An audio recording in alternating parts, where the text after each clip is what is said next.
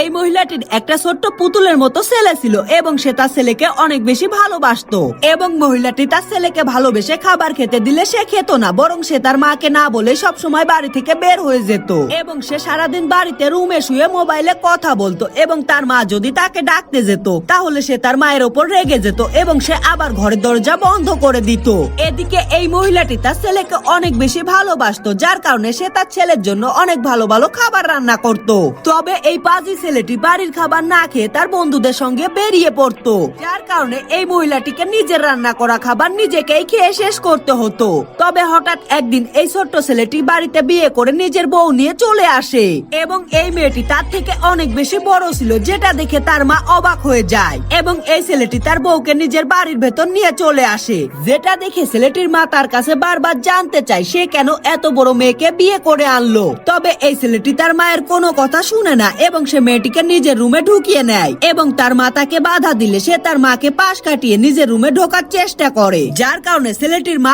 অনেক কষ্ট পায় এবং সে তার ছেলের ওপর রেগে গিয়ে তার ছেলেকে গিলে খেয়ে ফেলে।